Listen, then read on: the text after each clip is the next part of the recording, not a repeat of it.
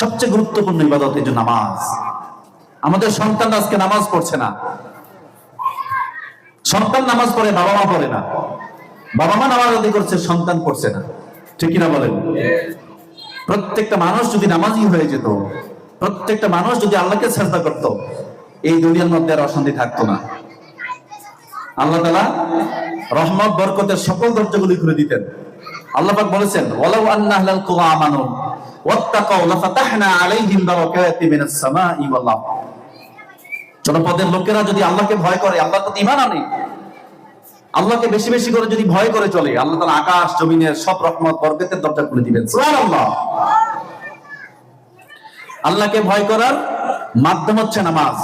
নামাজের মাধ্যমে ভয় করতে হবে। এখন আপনারা বলবেন হয়তোবা যে একজন ব্যক্তি নামাজ পড়ে, মাঝে মাঝে পড়ে, সে কি মুসলমান? না, সে মুসলমান হইতে পারে নাই, মুনাফিক। কোন ব্যক্তি যদি নামাজকে অস্বীকার করে, সরাসরি ভাবে নামাজ অস্বীকার করে, মোটেও নামাজ পড়ে না, পড়বেও না, সে কাফের। সরাসরি কি কাফের হয়ে গেল। আর যে ব্যক্তি মাঝে মাঝে পড়ে, আবার মাঝে মাঝে ছাড়ে, সে কাফের হয়ে যায় না, কিন্তু তার কাজটা কুফরি। কাজটা কি? জোরে বলেন, কাজটা কি? প্রিয় ভাই সব,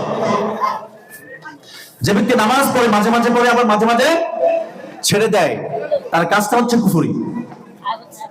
কুফরি কাজ যে ব্যক্তি করবে, সে ব্যক্তি তো মুসলিম ভাই হতে পারে না। কি বলেন? ভাই হতে পারে?